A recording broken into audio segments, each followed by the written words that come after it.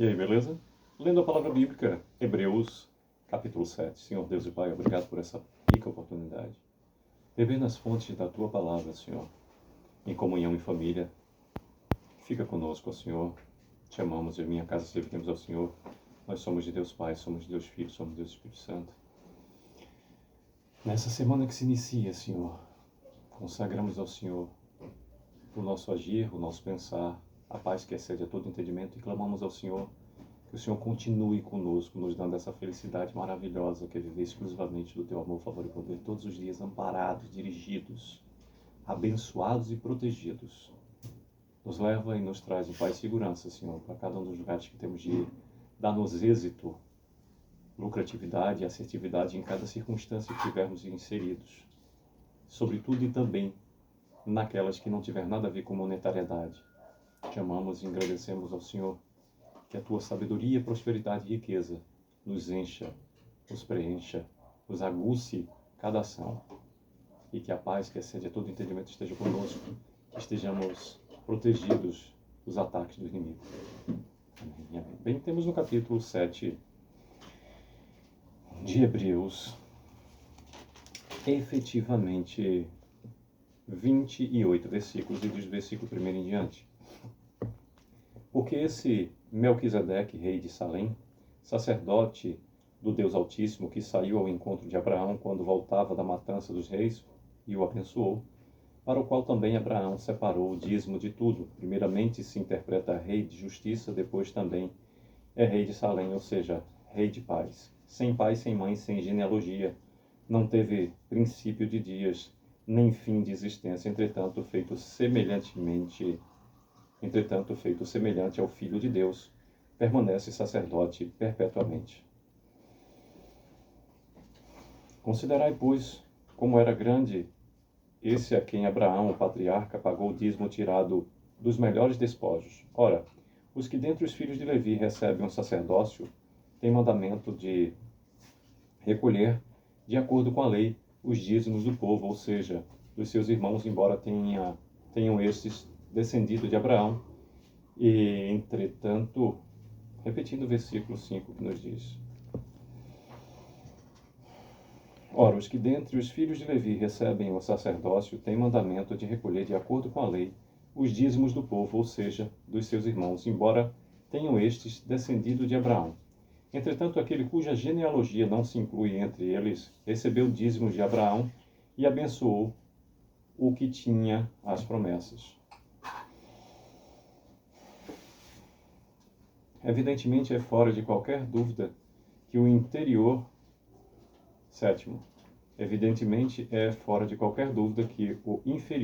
é abençoado pelo superior.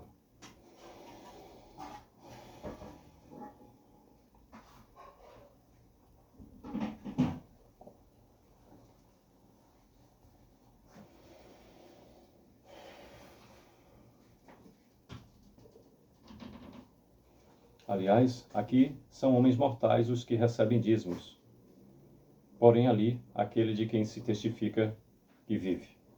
E por assim dizer, também Levi, que recebe dízimos, pagou-os na pessoa de Abraão. Porque aquele ainda não tinha sido gerado por seu pai, quando Melquisedeque saiu ao encontro deste. Se, portanto, a perfeição houvera sido mediante o sacerdócio levítico, pois nele, baseado, o povo recebeu a lei, que necessidade haveria ainda de que se levantasse outro sacerdote segundo a ordem de Melquisedeque, e que não fosse contado segundo a ordem de Arão?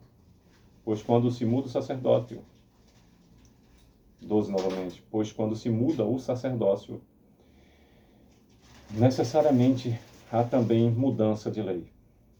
Porque aquele de quem são ditas essas coisas pertence a outra tribo, da qual ninguém prestou serviço ao altar. Pois é evidente que o nosso Senhor procedeu de Judá, tribo a qual Moisés nunca atribuiu sacerdotes. E isto é ainda muito mais evidente quando, à semelhança de Melquisedeque, se levanta outro sacerdote, constituído não conforme a lei de mandamento carnal, mas segundo o poder de vida indissolúvel. Porquanto se testifica Tu és sacerdote para sempre, segundo a ordem de Melquisedeque. Portanto, por um lado se revoca, versículo 18, novamente. Portanto, por um lado se revoca, 18 novamente. Portanto, por um lado se revoga a anterior ordenança por causa de sua fraqueza e inutilidade, pois a lei nunca aperfeiçoou coisa alguma. E por outro lado, se introduz esperança superior pela qual nos chegamos a Deus. E visto que não é sem prestar juramento, porque aqueles sem juramento são feitos sacerdotes, mas este com juramento por aquele que lhe disse: o Senhor jurou e não se arrependerá. Tu és sacerdote para sempre. Por isso mesmo Jesus se tem tornado o fiador de superior aliança. Ora, aqueles são feitos sacerdotes em maior número, porque são impedidos pela morte de continuar. Este, no entanto, porque continua para sempre, tem o seu sacerdócio imutável. 24º, novamente, nos diz: este, no entanto, porque continua para sempre, tem o seu sacerdócio imutável. Por isso também pode salvar totalmente os que por ele se chegam a Deus, vivendo sempre para interceder por eles. Com efeito, nos convinha um sumo sacerdote como esse, santo, inculpável, sem mácula, separado dos pecadores e feito mais alto do que os céus, que não tem necessidade, como os sumos sacerdotes, de oferecer todos os dias sacrifícios, primeiro por seus próprios pecados, depois pelos do povo, porque fez isso uma vez por todas, quando a si mesmo se ofereceu. 28º e último versículo do capítulo 7 nos diz: porque a lei constitui sumos sacerdotes a homens sujeitos à fraqueza, mas a palavra do juramento, que foi posterior à lei, constitui o Filho perfeito para sempre. Pois bem, por meio desses 28 versículos, nos fala o capítulo 7 acerca de Melquisedeque, tipo de Cristo, do versículo 1, o ênfase ao 3º. O sacerdócio de Cristo é superior ao levítico, do versículo 4 até o 10º. O sacerdócio levítico teve fim, mas o de Cristo é eterno, do versículo 11. ênfase até o 19. E Cristo, sacerdote único e perfeito, do versículo 20 até o 28.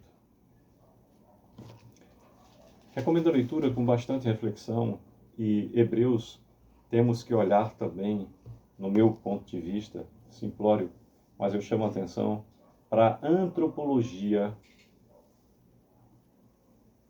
deste povo hebreu.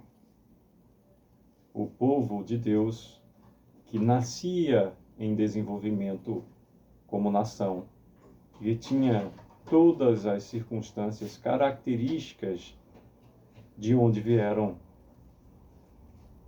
como foram libertados e efetivamente aquilo que pediram ao Senhor.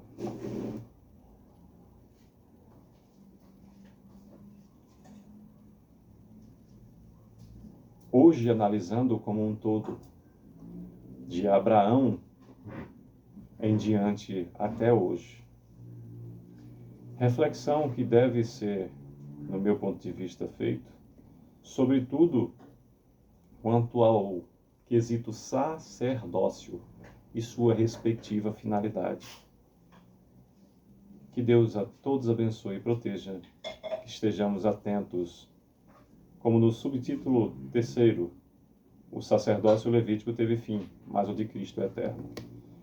Que o Pai da eternidade, nosso Pai eterno, o Criador do céu e da terra, Pai do Filho unigênito, o Senhor Jesus, o Cristo, nosso Senhor e Salvador, bem como aliado ao seu Espírito Santo, nosso Consolador anunciado, Deus conosco, nos dê a felicidade de compreensão acerca do sacerdócio de Cristo e, sobretudo, o preço pago por Ele para que fôssemos alcançados. Que Deus a todos abençoe e proteja, é o que desejo. Desejo para a minha vida, para a vida de cada um dos meus familiares, nossa família consanguínea, família cristã, vizinhança, respectiva parentela, as pessoas da vida do dia a dia, pessoas que Deus tem levantado como instrumento dele nas nossas vidas, pessoas que Deus tem nos feito instrumento dele. A você que acessa essa mensagem neste ou em qualquer tempo, que Deus a todos abençoe. É o que desejo. Sucesso.